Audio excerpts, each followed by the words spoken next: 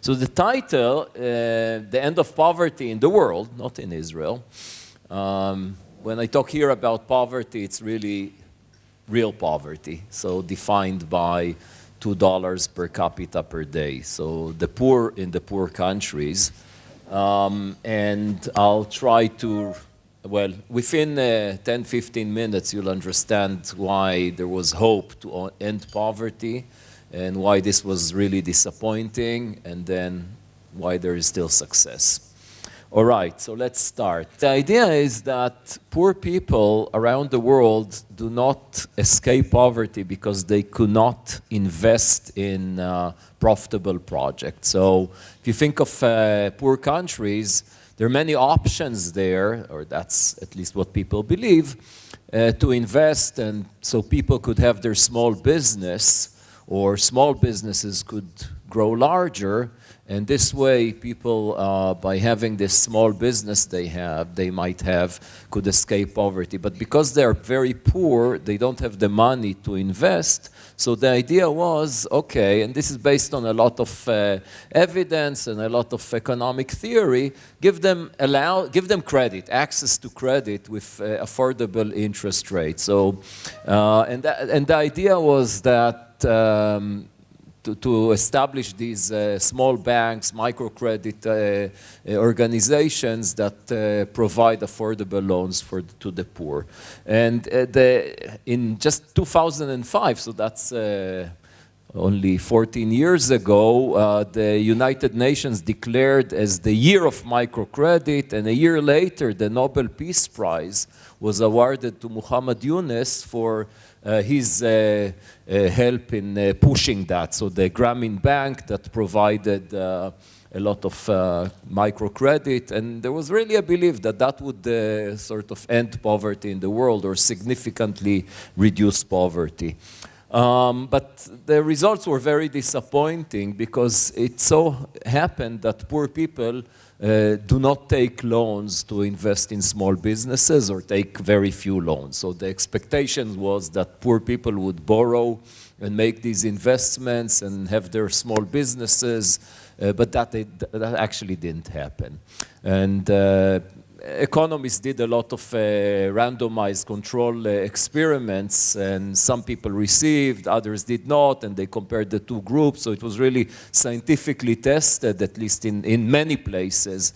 And the results were just, it simply doesn't work. And in fact, in some cases, poor people borrow just for their consumption, and eventually this pushed them into deeper poverty because they consumed on the account of borrowing, and then they had to pay it back, and with limited income, they became even in a worse condition than they were. So what I want to do now, so that's the simple start, hope and disappointment, and I want now to go deeper into it and basically teach you economics, economic models, and understand the way economists think of poverty traps, the mechanics of poverty traps, and try to understand from there what is the reason that poor people did not borrow and why the whole thing, maybe the approach was a mistake. Let me just make one comment before I even go there. If you look at poor countries, poor people are indeed typically self-employed. Unlike in wealthy and developed countries in which the poor are people who are employed at low wages. You see the difference. So the whole idea of, if we want as policymakers, the World Bank, for instance, if we want to take a poor country and make it richer, it sort of begs the question, why don't you want to create jobs for poor people rather than encourage them to be entrepreneurs? Because the idea that anyone could be an entrepreneur seems to me a bit wrong.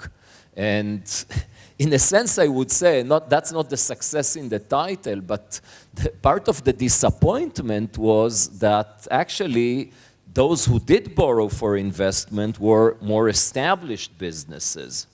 I would say that's a fantastic thing, because a larger business that borrows and invests eventually employs more people. And from my point of view, that's a better way to escape poverty than try to push each individual to be a small business owner. That's not the way to become a developed country. Anyway, I want to really now go into really a lecture in economics and look at the mechanics of poverty traps. And that's the way economists think about things. So I'll tell you first a story. I'll start with a story. Suppose I'm not an economist, so I'm not using a model. So if I was a professor of sociology, I'll just tell you this story. Here is the story of a poverty trap. Poor people have limited resources. So they cannot invest in their children's education, or I would say more generally human capital. Because why do I say human capital? For a child to become a productive adult, it requires education, but not just education, nutrition, health. Because a small child that suffers from malnutrition, the brain doesn't develop properly. So there's a lot of investment in children required in order for this child to be a productive adult. Of course, a lot of education. So poor parents, especially in poor countries in which the state does not provide good services of health and education, a poor child grows to become a poor adult. And then a poor adult has children, of course, because the adult is poor, he or she, they don't have money to invest in their children, so these children will become poor adults. And you see how this is a poverty trap. So the idea of a poverty trap, to be clear, is that people are poor because they are poor, not because they are genetically different. Now, what I'm saying now is not a claim about reality. It's a definition of the idea of poverty trap. I don't know if in reality poor are poor because they are stuck in poverty or because they are genetically different. Okay? I don't know. There's a lot of evidence that there are poverty traps, and the poor, many of them at least, are not poor because they are genetically different, because if you just look at some countries that were very poor 20, 30 years ago and are not poor anymore. So it sort of hints that there is something there that pushed the country or people to be stuck in poverty, and it's not something basically built in these people that they cannot be successful. But the idea of a poverty trap, that's the important thing, is that people are poor because they are stuck in poverty, not because of anything else. So I told you a simple story of a poverty trap. But since I'm not a professor of sociology, I'm an economist, I want to write down a small model. Here is a very small model without any equation, just figures. So suppose on the horizontal axis we have YT. That would be the income of the parents of generation T. And on the vertical axis, ET, the investment of the parents in the education or human capital of their children. Let's just assume that this is a linear line. That's not because I think that's reality. Just to start with something very simple. Okay? This basically tells you that the proportional fraction, a constant fraction of income is allocated to the education of the next generation. Again, it's an assumption to keep things simple. It's not a claim about reality. And then I add another figure which takes the investment of the parents in education ET. So the same ET that was here on the vertical axis is now on the horizontal axis, and YT plus 1 is the resulting income of this child in the next generation when this child is an adult. So T is generation T, T plus 1, the next generation, T plus 2, the following generation, and so forth. We call this a production function.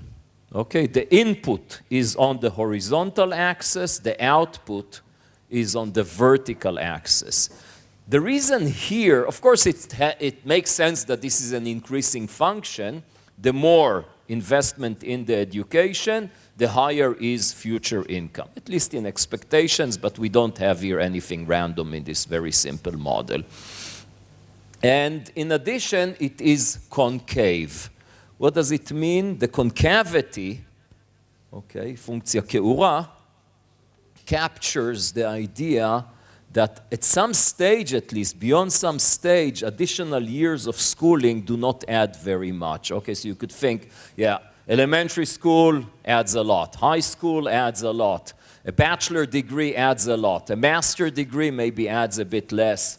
A PhD adds something. Your second PhD, maybe less. The third one, at some stage, it gets flat. Okay, maybe even down, because if someone bothers to have 7 PhDs, then they just drop dead before they even manage to make any income. So that's unlike the figure on the right, in which let's just assume something simple. The figure on the left captures some basic economics, diminishing marginal products. Okay? So now, you could see that basically yt maps to yt plus 1 through et.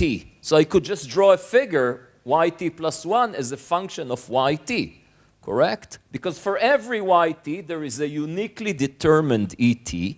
For every et, there is a uniquely determined yt plus 1, meaning that if I know yt, I could calculate yt plus 1.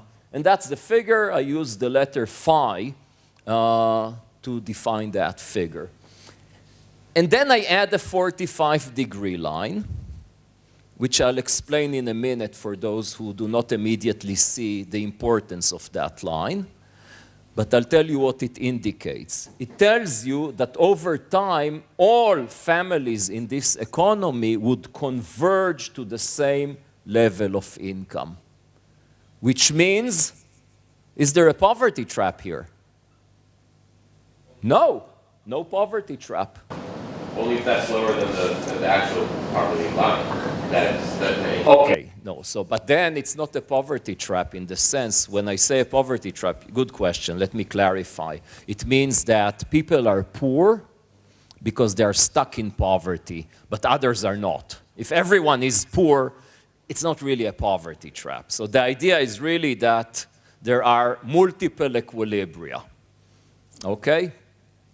So that's the result. I told you a simple story, and you see here it's a good example of the importance of taking words into a model. Sometimes you write the formal model, and you see that the story that the sociologist told doesn't work.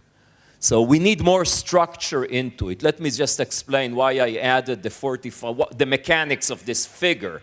So that's the phi function we had before. The 45-degree line is basically a function that maps x to x, the same value exactly, a line with a slope of 1, right? So if there is 7 here, I go to the 45-degree line, I get 7 here.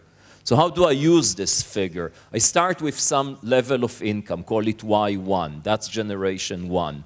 What would be the income of generation 2? Well, I have the phi function. That's y2, correct? Okay. Now what is y3? How do I move from y2 to y3?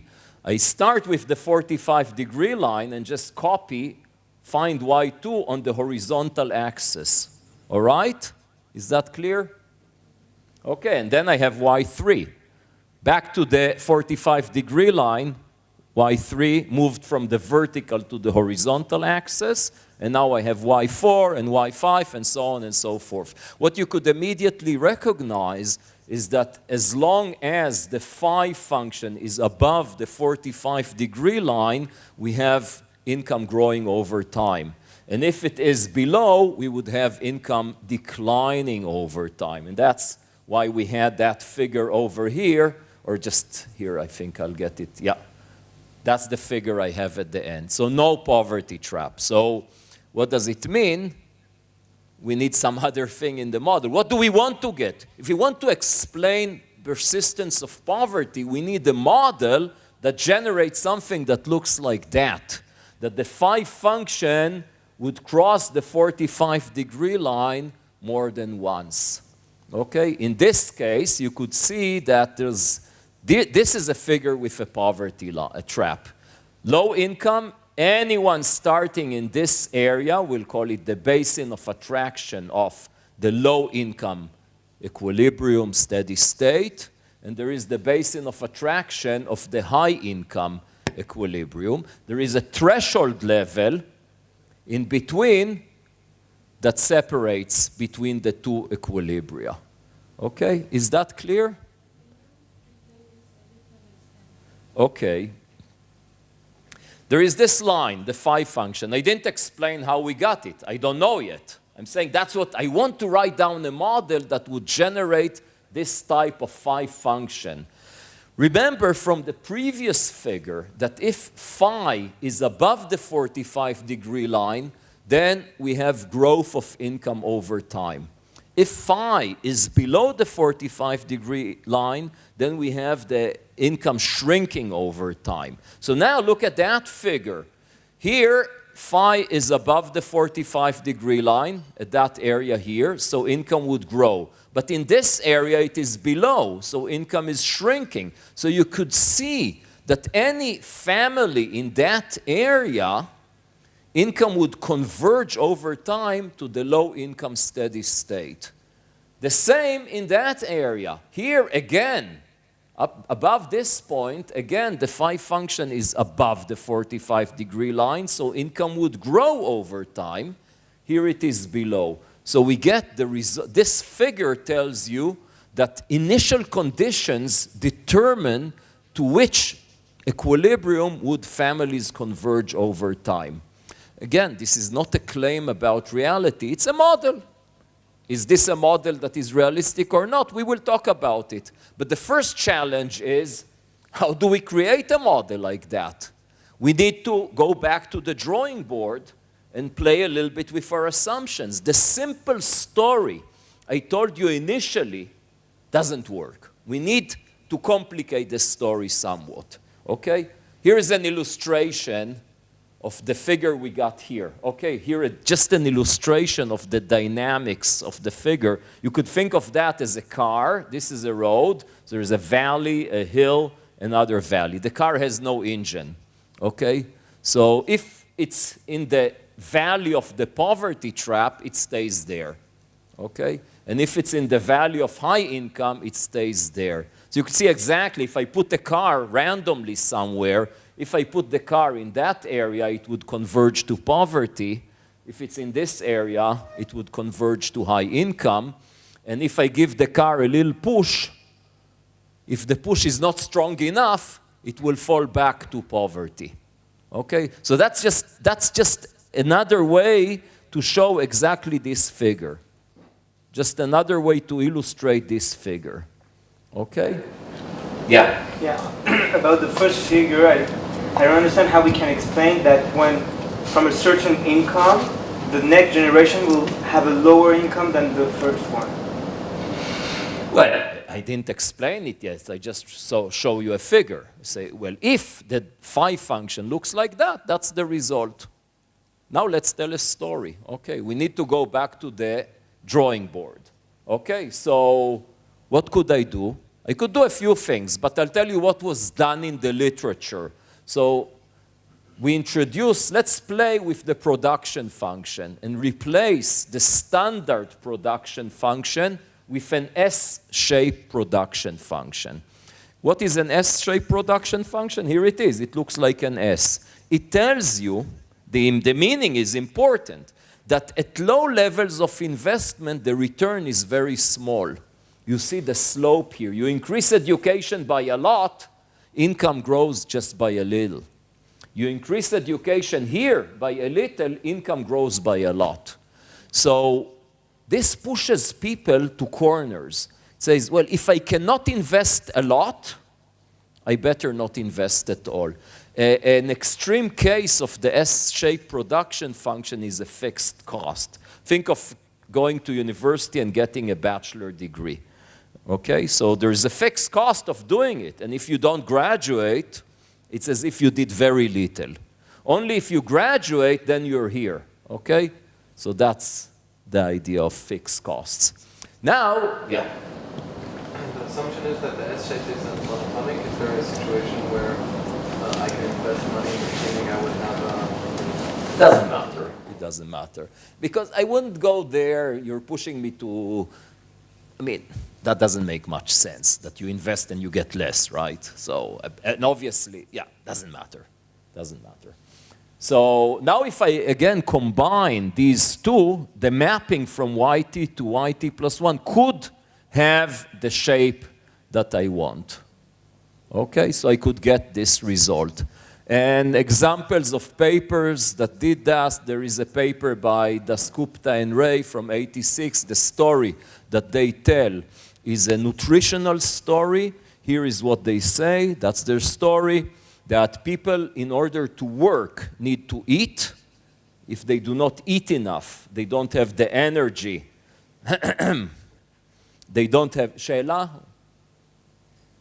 Okay. They don't have the energy to work, but the function that relates consumption of food to the ability to work is an S-shaped function. Otherwise, it doesn't create a poverty trap. So that's their story, okay? But other papers, Banerjee Newman, Oded Galor, and Yossi Zeira, two Israelis, Yossi Zeira at the Hebrew University, Oded Galor at Brown University, they wrote, this is like one of the most famous papers, not on the persistence of poverty, but on the relationship between inequality and economic growth, and I'll show you how it works. We'll get there, okay? So based on a poverty trap model, they link income inequality to economic growth, and we will talk about that as well. Okay, so solution, replace the standard production function with an S-shaped production function, and here you go, you have a poverty trap. Okay? But here is the problem. Recent research suggests that the evidence is inconsistent with technology-based, that sort of fixed cost or S-shaped production functions. So when you look at the data indicates that actually there are a lot of investment opportunities available that, or typically investment opportunities do not have significant fixed costs. So we don't see the S shape in the data. I'll give you more details about that later, but at that point you might say, what are you talking about? The example you just gave us about higher education is exactly a fixed cost function, right? So think of a poor country. Indeed, even if to obtain a degree you need to invest, it's a fixed cost. So it would be like a step function.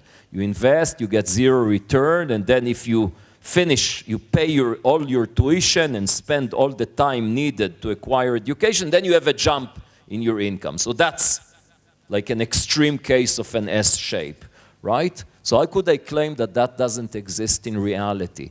Because in reality, if you don't have enough resources to get a full bachelor degree, maybe you become like some technician, or you study something that requires less. So there are many options there. Perhaps each of these options has a fixed cost, but the envelope is more or less concave. Okay, and that's what really matters, because people have to make decisions based on their resources. So if they cannot get a bachelor degree, they can do something less than that, and over time, accumulate wealth. So again, let me emphasize the mechanisms here. When you have a standard production function, over time, families could accumulate wealth. But if the production function is S-shaped, they're sort of stuck, because they cannot invest and enjoy a return. Okay? So we have a problem. It's a nice thing. Now, Thomas Piketty, that became really famous since publishing this paper more than 20 years ago with Capital in the 21st Century, and now his new book that basically says that we should go back to socialism or something like that. And you know, Capital in the 21st Century, economists just killed him completely. Almost every claim there was shown to be wrong, theoretically and empirically. And not that he doesn't have answers. People tell him, you know, your basic equation about growth and interest rate, meaning it's just wrong. It's easy to show. And he said, oh, okay, so that's not the most important thing in my book. But also your evidence. So I hope that his new book would also receive attention of that type. But interestingly enough, as you see, we have a challenge here. Could you write a model that creates a poverty trap without having an S shape? So not to base it on the technology. And Piketty 97 illustrates that this is indeed a challenge, because he has a paper, and in the introduction to his paper he writes, Galor and Zeira's mechanism is different from ours in that it relies entirely on a non-convex technology, S-shaped production function in a fancy language. Our multiplicity is based on blah, blah, blah, and not upon threshold effects in wealth accumulation. So in the introduction, he says, look, these guys have a problem in their paper, pointing out that this is indeed a problem. I managed to solve it, okay? But unfortunately, he's just cheating. It's quite amazing. So in the introduction, he writes something. If you read the model, you immediately see that he's simply cheating. So he has some trick. It doesn't come from the technology, from the physical capital. It comes from, doesn't really matter. So I think Piketty is just dishonest, and he was dishonest already more than 20 years ago. What puzzles me is how the editors of the journal, Review of Economic Studies, one of the top journals in economics, let this pass. Anyway, so let's go back to the drawing board. What could I do? I want to create a poverty trap without an S shape and not doing the Piketty thing of cheating, okay? What could I do? So I'm sort of, the way I present the mechanics with two figures sort of hints what could be done. Play with the right-hand side figure. Here it goes.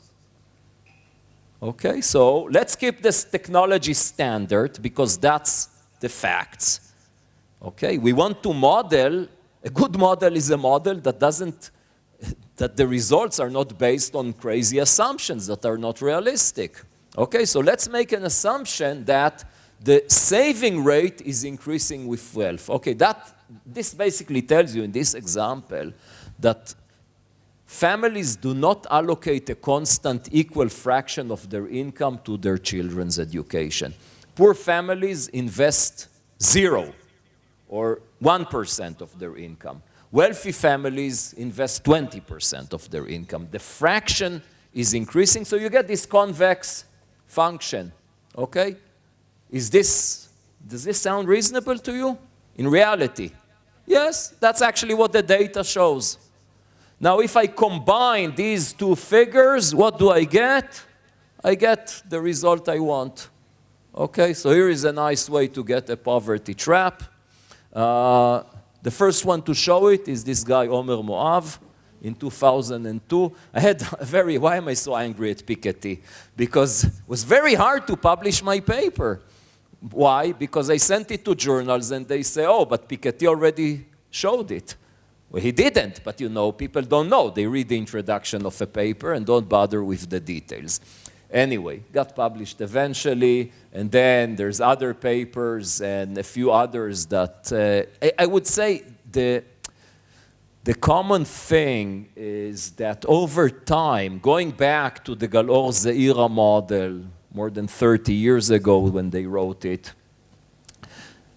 Okay, it's a crude attempt to create a poverty trap, a model of a poverty trap. But over time, models become taking more seriously the facts about the poor. Okay, so that's a model that takes the facts seriously is probably a better model to describe reality. Okay, so now since we talked about the Galor-Zeira model, so I basically, that's the mechanical part. Then I'll show you more evidence and more fun things about the behavior of the poor and go back to microfinance. But since I showed you the mechanics of a poverty trap, let's understand the Galor-Zeira model.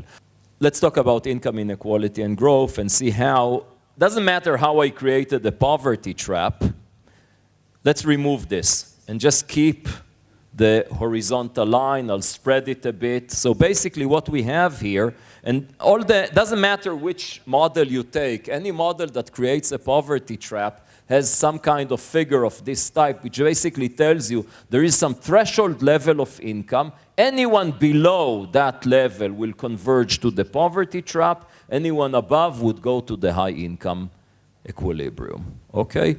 Now, what I find really remarkable is just some gossip. I heard Yossi Zeira being interviewed for a podcast, and he says, at some stage he's asked, what's the effect of inequality on economic growth?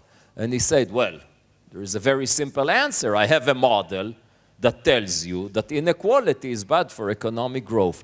And I was puzzled by this answer for two reasons. What would you say? How would you criticize this answer?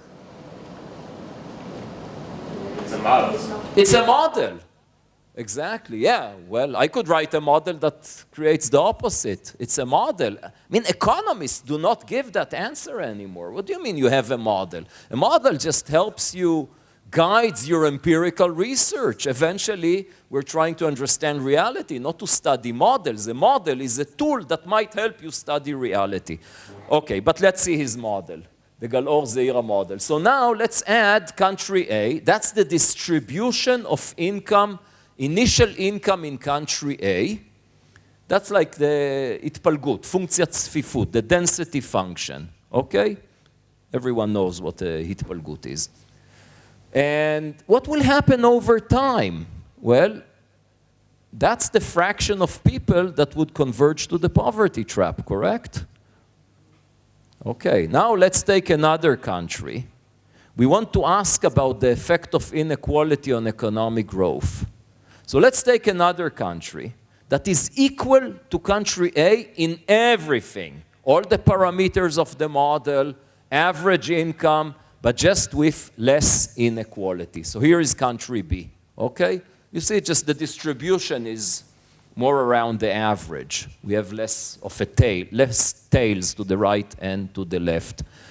So which country would be richer in the longer run?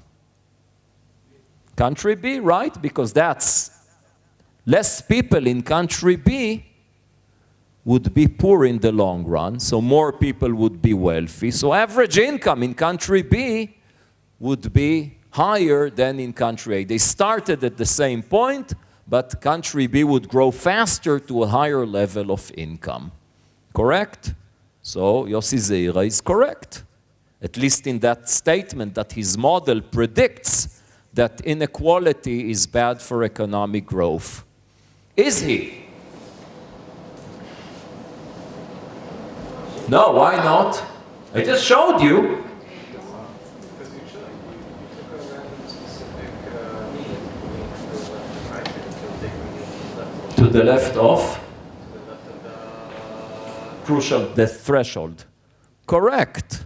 So when we look at data, we could calculate mean incomes, but where is this threshold?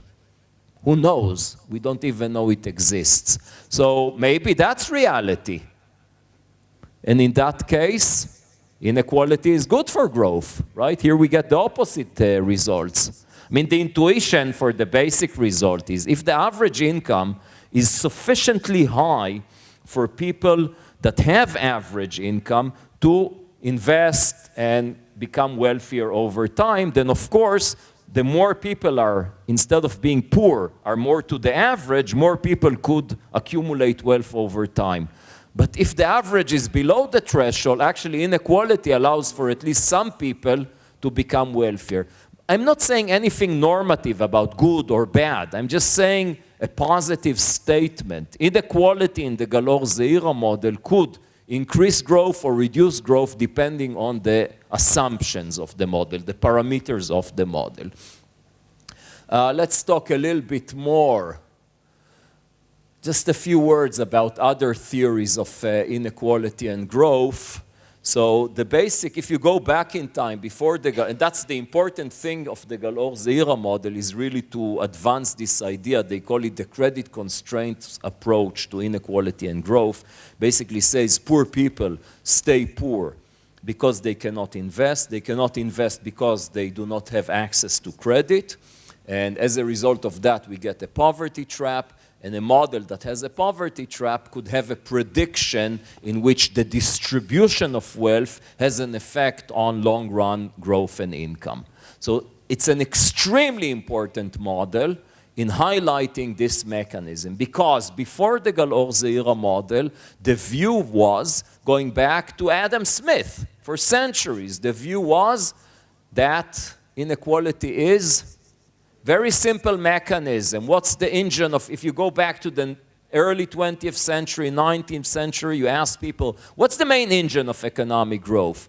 Investment in physical capital, machines, buildings. And to invest more, an economy needs to save more. In fact, anyone who studied macroeconomics knows that at the aggregate level, savings is equal investment. So if the economy saves more, if people save more, that means that less of the income is allocated to consumption, more is allocated to investment. So saving is good for economic growth. And inequality increases aggregate saving. Why? Because if you take 1 shekel from a poor guy and give it to a rich guy, the poor guy simply reduces consumption by 1 shekel or by 95 agorot. The rich guy would increase saving by the whole shekel or, by most of it, right? Because the saving, the marginal propensity to save is increasing with income. Wealthy people save on the margin most of their income, and poor people consume most of their income. So in that sense, inequality is good for economic growth.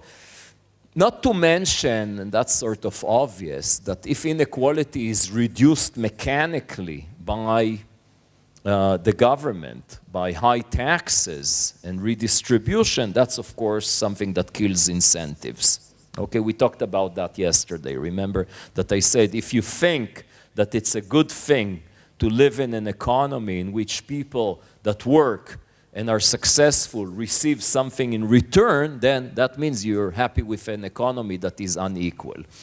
Okay, and then there is another important, I'm just jumping between the figures, but I'm talking without using them at all. Then there is the political economy approach, and that's really interesting because in '94, so a year after the Gal-Or Zeira model was published, 2 papers were published that actually looked at the data, and they tried to assess the effect of inequality on economic growth. They did it just looking at cross-country correlations, and they found that the correlation between inequality and growth was negative.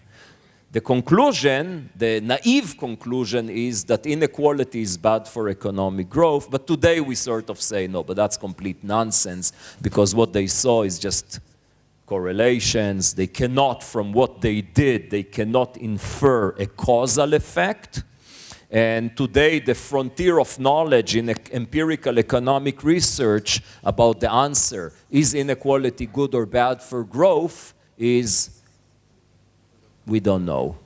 Okay, we know that there are several mechanisms that work in opposite directions, but we understand that inequality is not randomly allocated to countries. Inequality in itself is something that is inherently related to some different characteristics of an economy, and so is economic growth, and it's almost became a meaningless question, although a lot of people still run these empirical tests. But they had also had a theory, and they called this the political approach for inequality and growth. And the political approach says the following: inequality is bad for growth because in a high unequal society, there will be a lot of political pressure for income redistribution. And income redistribution kills incentives, okay? And then I heard a lot of people saying, wow, look at this literature saying inequality is bad for growth and showing it empirically. There is a very obvious, fantastic conclusion from it. Redistribute income. It's win-win. You get less inequality, good thing, and more economic growth. But of course, this goes in exactly in contradiction to the theory.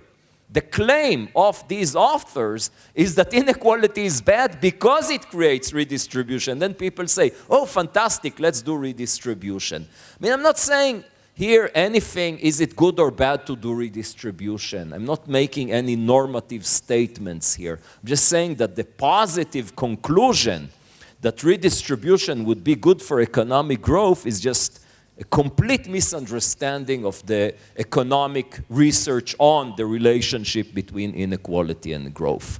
Okay? All right, let's continue.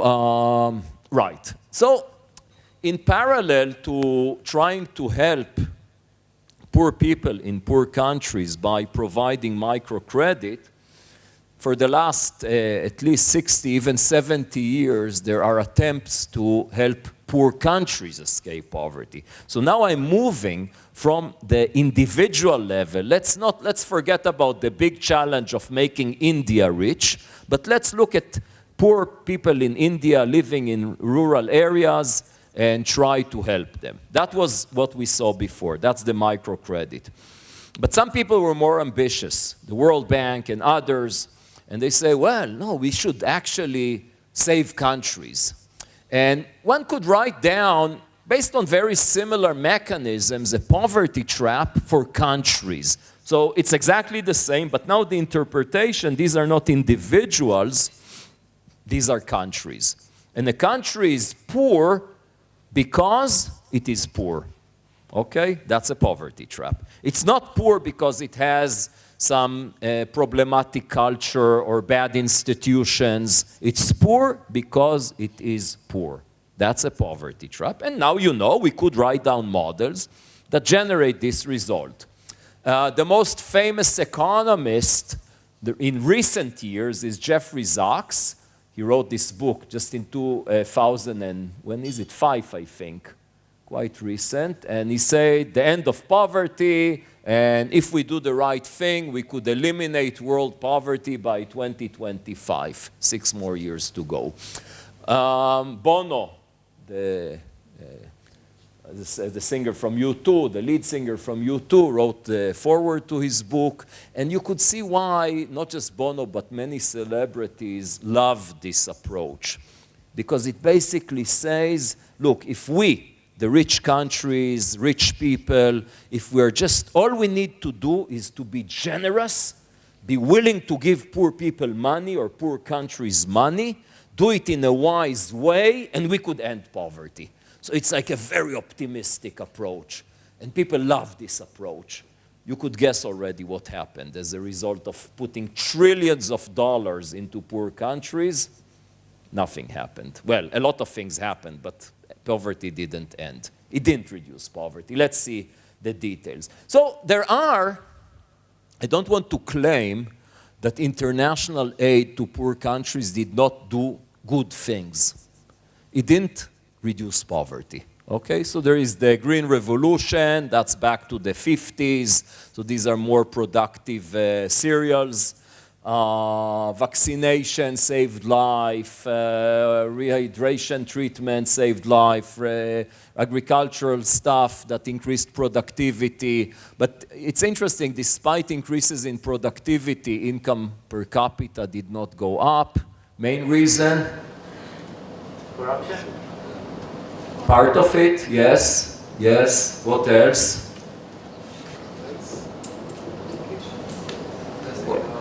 Something like corruption, population growth, more food, more people.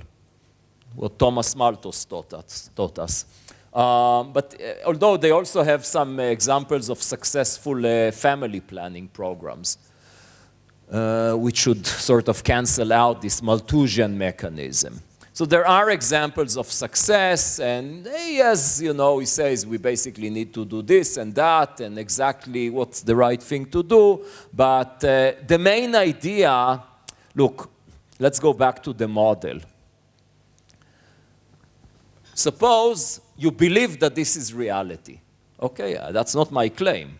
That's a debate. There is a debate if this is a reality, if countries are poor because they are poor. and not for other reasons, okay? But suppose that's reality.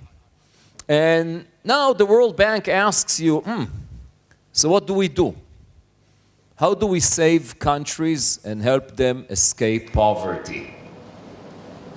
Yeah? You need a big loan that will push them beyond the threshold. A loan or a big push? A big push, not a loan necessarily, actually a present. But yes, the idea is the big push theory, okay? So why? Think of the car in the valley. How do I move a car from one valley to the other valley? If I give it a small push, doesn't help. I need to give the car a big push. Or in other words, if we have countries stuck here and we need to push them beyond the threshold. Once we push them beyond the threshold, then they would continue growing by themselves. That's the theory. That's not reality. That's the model. Okay? Now, of course, resources, because resources are limited. If the World Bank takes all its aid budget and spreads it equally to all poor countries, what will happen? Each country will get a small push. So the idea was, okay, let's take focus efforts. Take one country every year or two countries, push a lot of money in these countries, and then give them a big push, move to the next country. But doesn't that change the initial graphs at all? Like that, it doesn't affect anything? Because if the valley stays... You ask about the model or about reality? In the model, no. In reality, I don't know. Okay? Let's see the criticism. We'll get there. But you see the idea of the big push theory.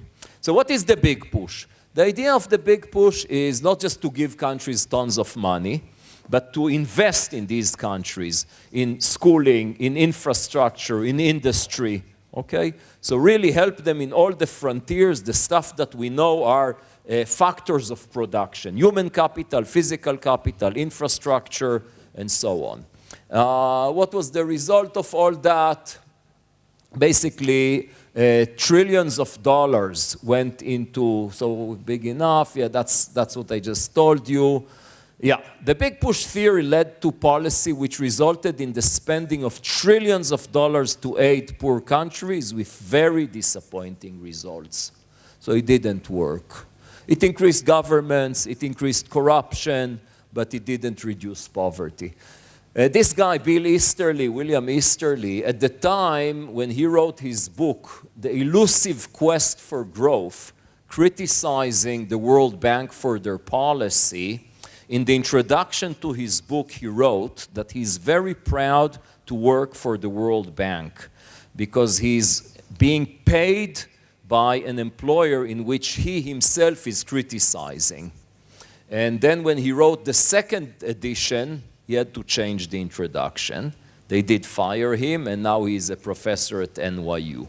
And what Easterly says, basically, and you see also his second book, now he has a third, The White Man's Burden, the idea, there's something wrong in this idea that the white guys from the West who have the money think that they could simply give poor people money, industry, education, that would work. Why?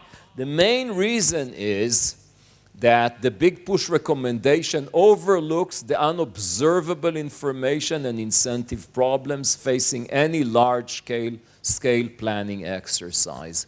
They say, look, you're trying to run the economy in a centralized way. You don't have the information, you don't understand the incentives. That's exactly Easterly's and many others' criticism against socialism and communism. Okay, why doesn't socialism work?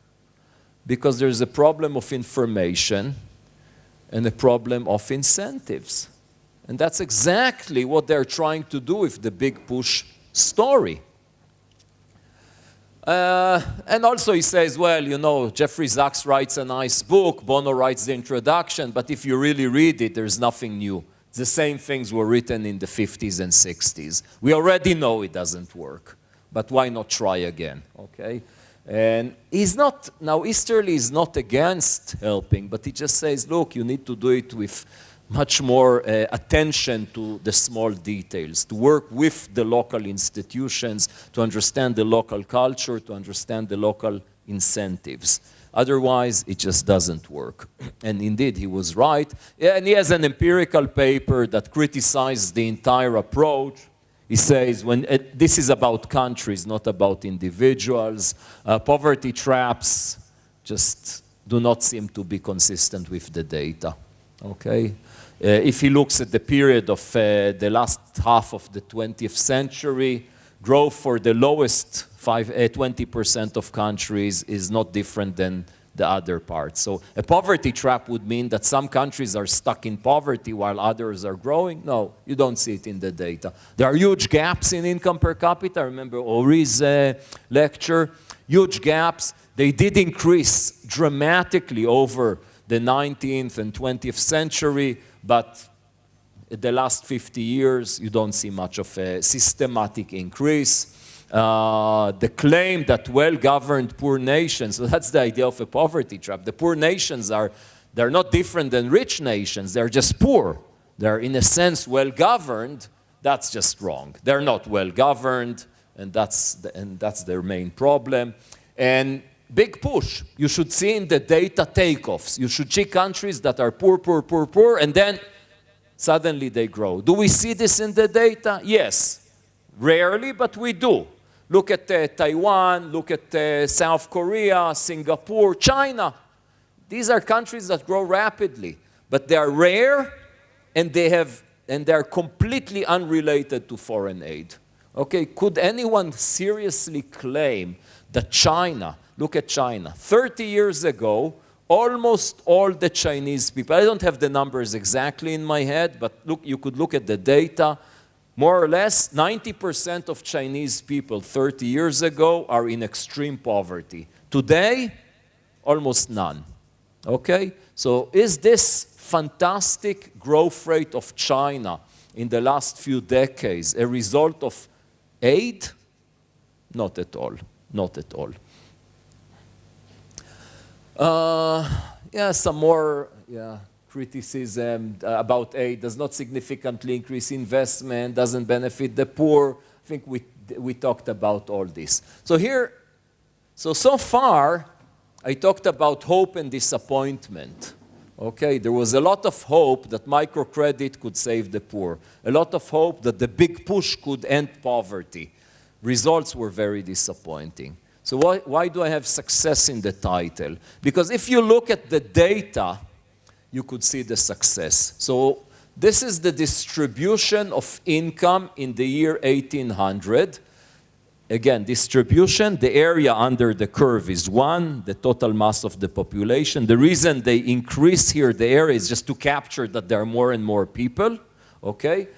This is the absolute poverty line. So that's $2 per day per capita, real dollars. It's not $2 of 1800, it's $2 of, what is it? It says here something. It's recent, like $2 of today, okay, more or less. Okay? So that's really, it's the same level of income, this line.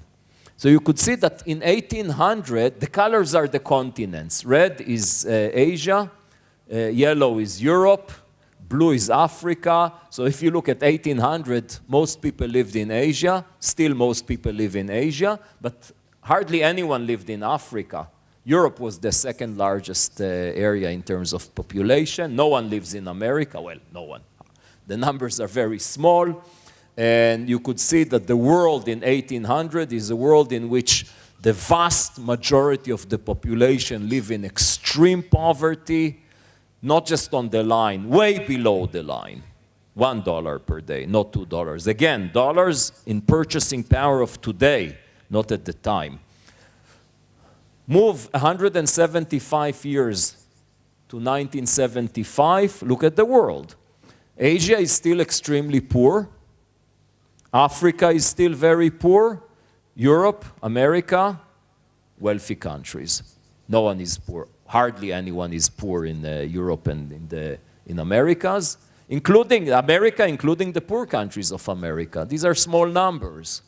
The vast majority are way beyond the line of poverty. And look what happens in 40 years. That's just incredible. So today, only about 10 or 11% of the world population live in extreme poverty. Okay? Asia, within 40 years, well, you know, China and India is 1/3 of the world population. So if you have these two huge countries growing rapidly, that just changes the numbers dramatically. But that's fine. If we care about people, we care about people. We don't care about countries, right? So this is just fantastic. Africa is still stuck, okay? Again, the majority of Africans are above the extreme poverty line, but many, many are still below the poverty line. But that's the world today. So that's a huge success. This success has nothing to do, or very little to do, with foreign aid.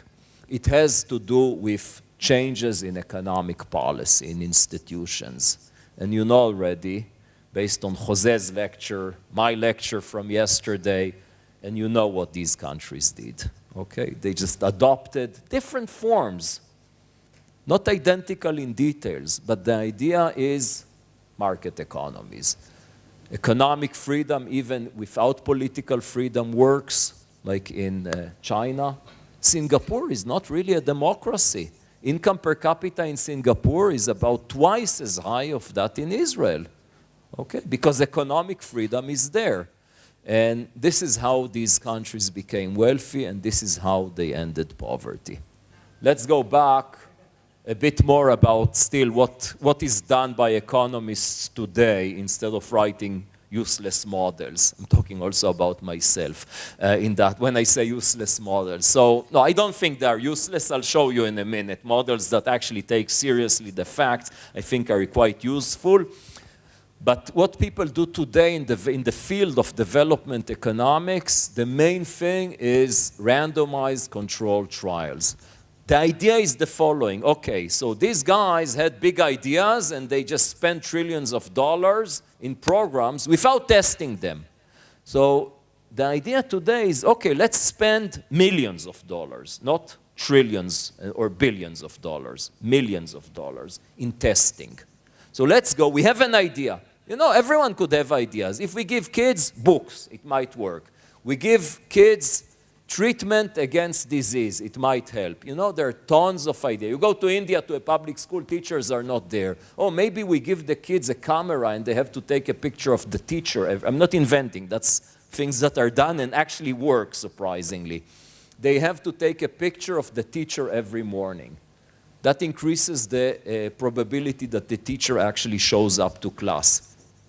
The two most famous people today in the field of active, in the field of development economics are these two guys, Abhijit Banerjee and Esther Duflo. Abhijit Banerjee, you already saw his name from a model, so he used to be a theorist, and now he's running the JPAL, so that's the Abdul Latif Jamil Poverty Action Lab, sitting in MIT. Esther Duflo is the manager. She graduated MIT, the PhD in 99. I remember because that's exactly the same year I graduated. And then she was immediately hired by MIT as an assistant professor, something that rarely happens. The strict norm in economics is that someone graduates from an institution, first goes to a different institution. That is not hired by the same institution, but they made an exception with Esther Duflo, and she really revolutionized the field of development economics by leaving aside theory and focusing on experiments. So they go to a village in India or in Africa or in Afghanistan or wherever, and they run experiments. They say, okay, we think that this treatment would help. Let's randomly give this treatment to some people, not to others, and then see if it really helps, okay? So, so these are they started working together, but over time they also became a couple, and they even have their own children now. There are a lot of criticism of this approach. The main thing is what we call external validity. The fact that something worked in some region of India doesn't mean that it will work in other regions in Africa. And the incentive for economists or for scientists generally to repeat the same experiment is quite small, because a journal would publish the first one and not the following ones. So that's part of the problem. And also the extreme move from theory to let's just see what works without understanding the mechanisms behind. That's the criticism of Deaton, who won the Nobel Prize in economics, an important guy. So that's what is done today, but let's go back to the puzzle. Why do poor people do not borrow to invest in small businesses? The facts are, that's the claim at least, that there are all these investment opportunities. The facts are that poor people did not have access to credit. All the poverty trap I showed you, the models, are based on credit constraints.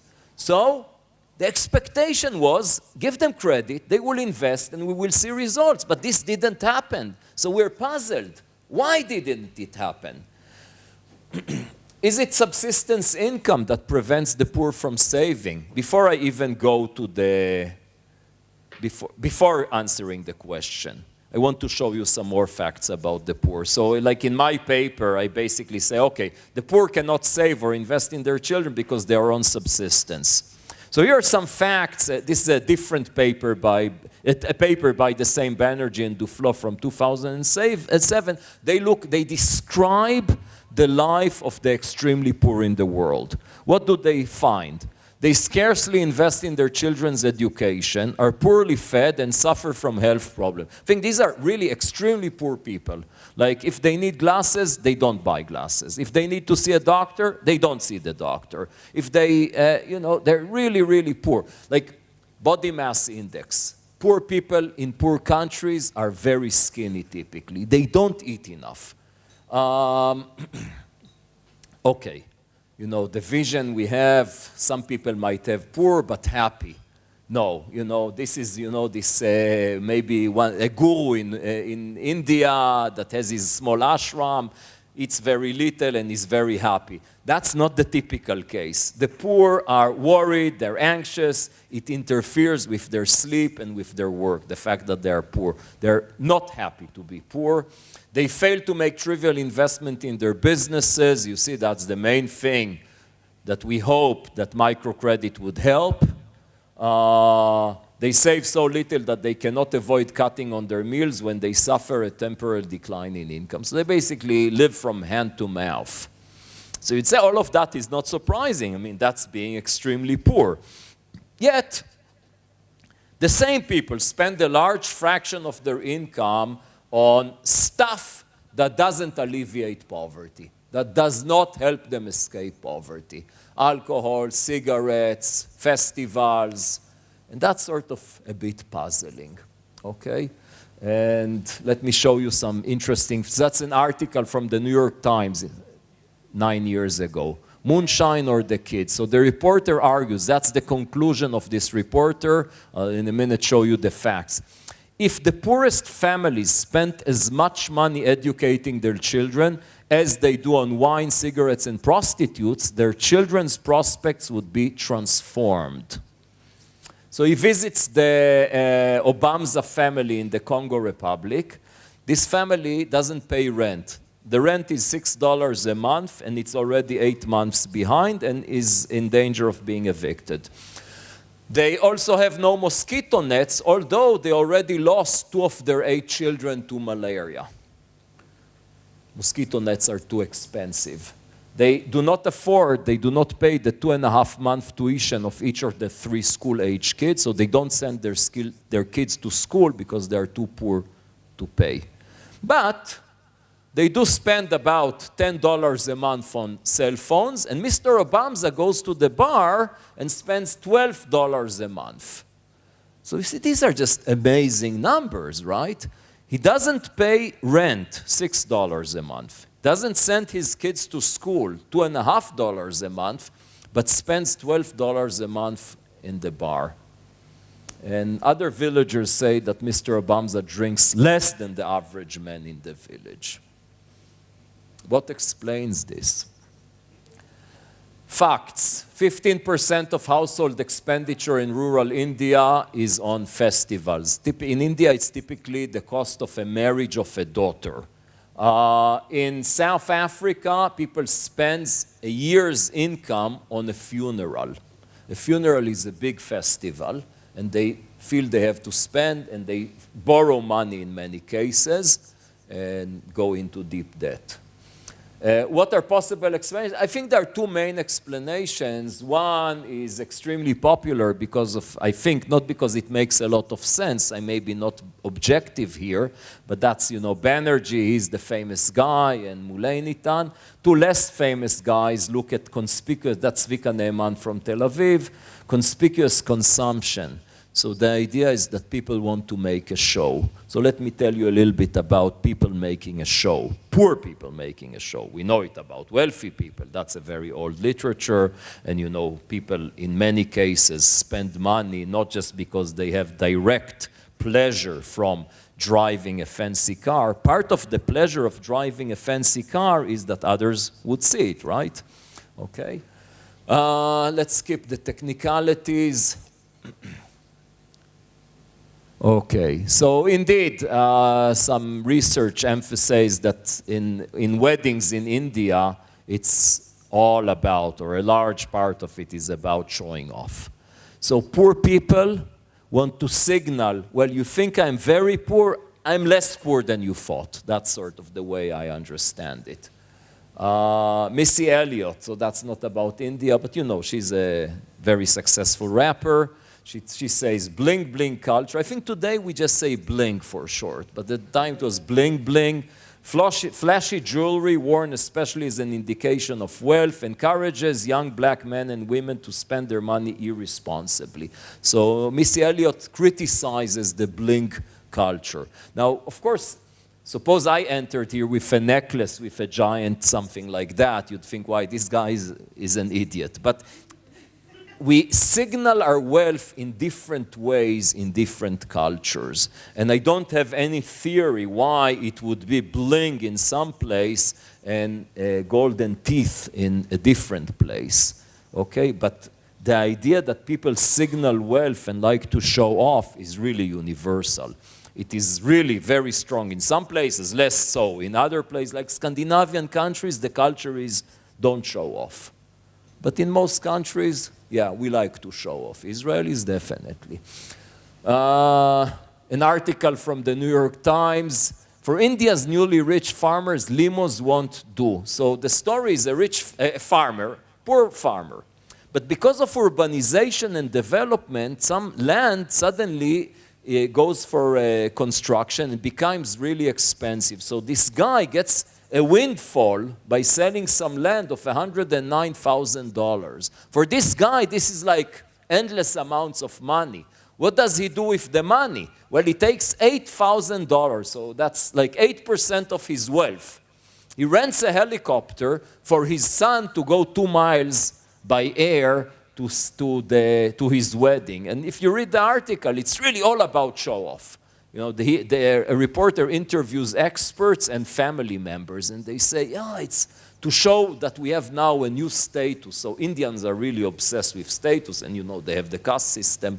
You could see this is the kid getting out of the helicopter. He's wearing this ruff made of rupee notes, and he looks a bit terrified. It's not clear to me because of the helicopter flight or because he's only 19 and he's going to be married, but I'm not sure the father seems very happy.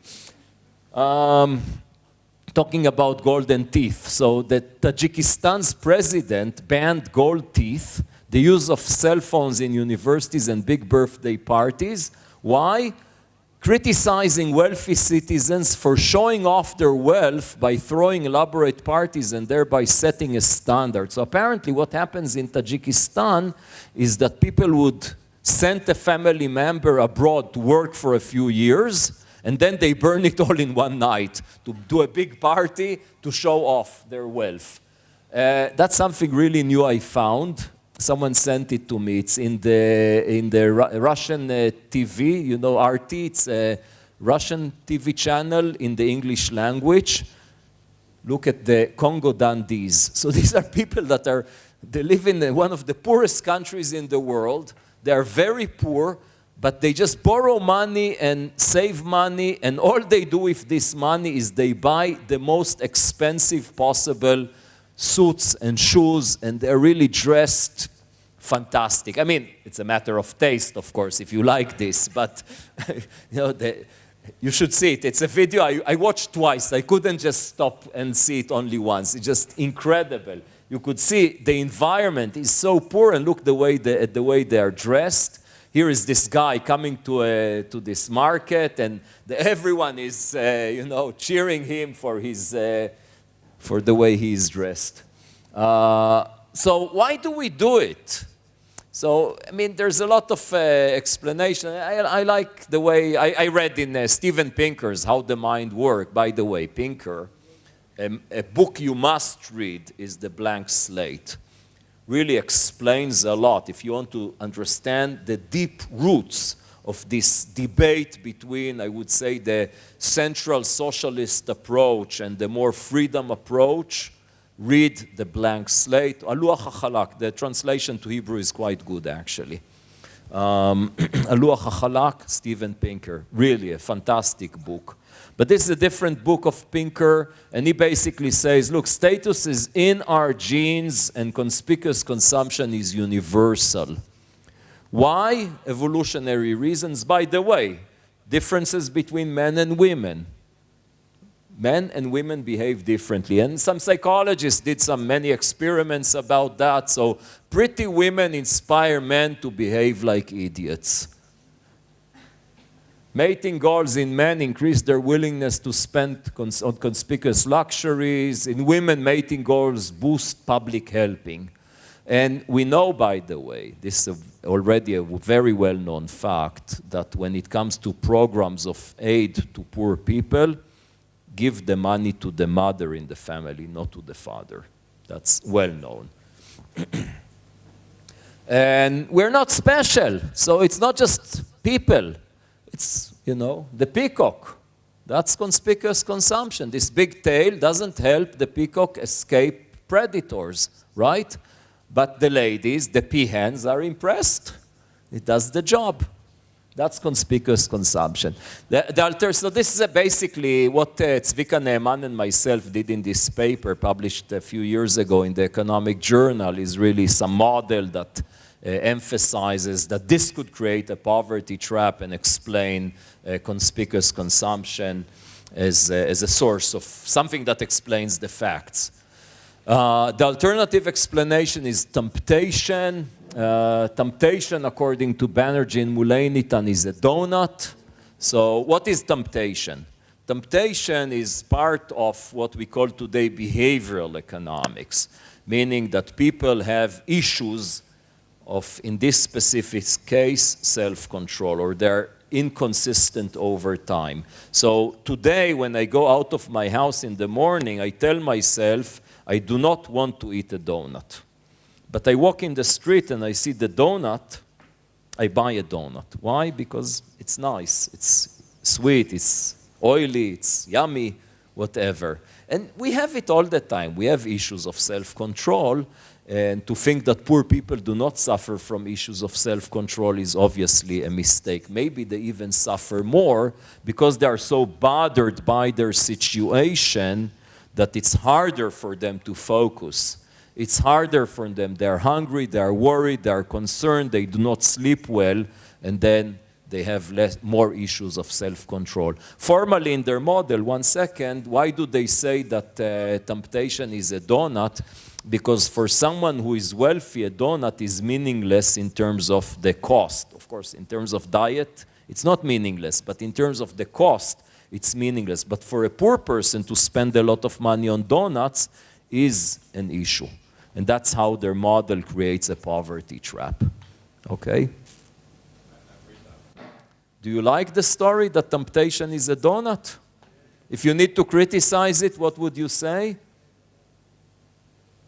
Is temptation a donut? When you suffer from temptation, what is it? Donuts? No. What else could be temptation?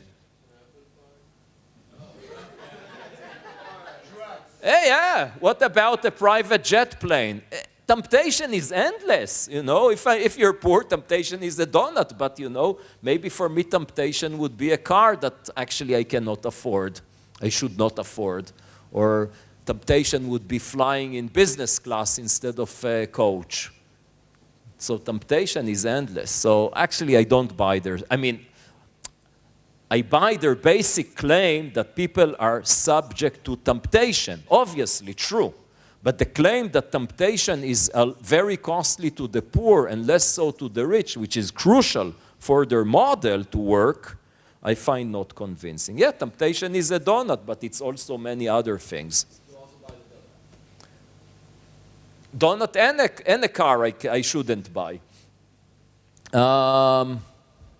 So back to microfinance. What I want to say is the following. So what brought me to this specific story of microfinance is actually an idea, a paper we're working on today, and we're pushing the idea that it's risk. So here is briefly the story. So maybe I'll just skip the slides. Yes. So here is the story. Risk aversion.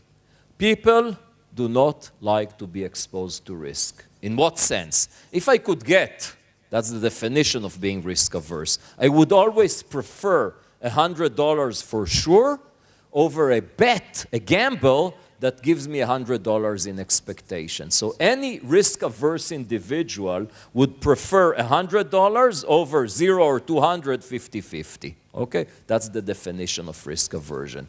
Now, someone who has, you know, anyone here could afford a gamble over 100 shekels. But if you're really, really poor and you're really close to your subsistence line, then taking a risky bet could push you below if it fails. So think of the following. A poor person has the opportunity to invest. And we know that there are good investments out there. And the reason we know it, because programs that give the project as a present to poor people actually in many cases work. So one example is an experiment, a huge project in which women in India, in some rural area, received 2 cows and some training, each of them, of course randomly. Some received, some did not. This was extremely successful. So these women who received the 2 cows as a present, they managed in almost all cases to take care of the cows, milk them, sell the milk, and escape poverty to some extent. In a rare occasion, a cow could die. Now, if the women need to borrow the money in order to buy the cows, it's still, on expectation, it's still a fantastic investment. But they take into account, even with a low probability that they borrow the money, they make the investment and one or both cows die, then they are really, really in deep trouble because they don't have the income and they still need to pay the debt. And that's sort of the main story. And there's tons of evidence that really the poor really are afraid and worried and are risk averse. And I'll just stop here so we have 3 minutes for comments and questions. You mentioned the peacock. So is there like an equivalent theory in economics for, I know to say it in English, Kronach Bada? Yeah, it's exactly. Kronach Bada and signaling. So economists went to the literature from, they call it the signaling, and there's a whole literature about that. And the Kronach Bada of Zehavi is just the same, in parallel. It happened in parallel. Spence, right? Yeah, in economics and Zehavi in biology. But it's very, very similar. Yeah. But you would have expected them like be able to succeed if Kronach Bada in economics is correct. Yeah, but I'm not saying that the Kronach Bada is correct. It's similar, but it's different. There is, but in biology, by the way, there are debates now about the Kronach Bada. But Is there any evidence of, יש איזשהו עדויות שחינוך למשק כלכלת בית נכונה, שלוותר על הדרג שהיום נמצא בעוני, למשל ההורים, אבל נגיד הוא נמצא בסיטואציה שהוא יבזבז $12. לשבת לחנך אותו מחדש זה קשה כמעט. Yes, no, yes. So there are, so the question was, what about programs training, teaching people? And the answer is yes, they do also randomized controlled trials in that exactly. So mainly taking women and trying to give them with more agency and explaining to them stuff that they could do that traditionally they don't do, or training people how to manage their financial affairs. And I think it works. You know, don't get me wrong. The message I have here is that the RCTs are useful. I'm not saying that you cannot help the poor at all. I'm saying you have to help the poor in a smart way. So I like the approach of Easterly, and I do like the approach of Banerjee, Duflo, and tons of other people who study, instead of just throwing a lot of money, doing it carefully and studying the effects. So yeah, that's something that is done. But they do tons of things, yeah. Actually, three things. One, is anybody consider the model in which the income has two parameters, is function of two parameters, like human capital and parents' income? Because, yeah, tons of it. Because I think it depends. I can see that sometimes parents' income might be small, but if their human capital, if they educated, more probably they even take loans, so their child will be. So what I suggest, Reuven, right? Reuven. Let's not try and develop a model here. I mean, you could write down tons of other models, and human capital is a very important factor.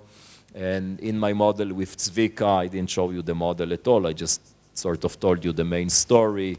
There is income is random, and there is human capital, and it plays a crucial role. So, yeah. Second thing, do we have any explanation about the correlation between the inequality and the growth? Between equality and growth. The correlation is between equality and growth. I say there was a negative, well, correlation, yeah. There is a correlation between equality and growth or inequality and growth, just it's first positive, then negative.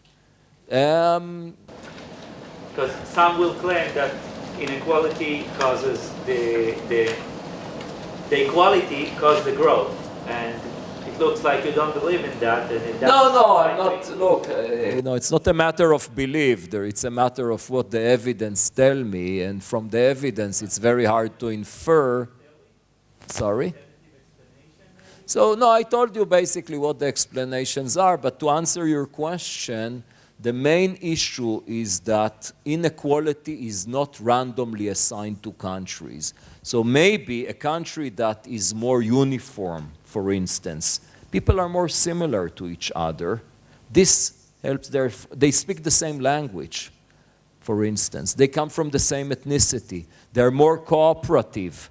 As a result of the fact that they are more cooperative, you see more equality and more growth. So it's not equality that caused growth, but the two are still correlated. Okay? I have two questions, really. One of them is risk aversion is interesting because it is logical. It sounds right. But what happened to, for instance, China or Taiwan or any of these countries that grew? Where is the risk aversion? So I think that's a fantastic point, and it exactly relates to my comment in the beginning, which is that the entire approach, in my view, of trying to turn every poor individual to an entrepreneur is just wrong. So people who are more wealthy are willing to invest and take the risk and then employ the poor. That's the way China is growing. Okay, so of course people are willing, but you don't need everyone to take the risk and have a small business. It's enough to have a few people that take the risk, have a big business. Okay, the second question, property rights. And does it have any correlation with growth? No, absolutely. I think that, as I say, the key for success is adopting market economies. But at the heart of a market economy is protection of property rights. And there is direct research on that. So the entire agenda today of understanding the huge gap between countries across the world is goes back to economic institutions. And when, let's say, the famous people talking about institutions, Douglas North won the Nobel Prize in Economics, and Daron Acemoglu from MIT with his co-authors, when they say good institutions, they mean protection of property rights. And that's, from their point of view, that's the key for economic success. Time. Thank you very much.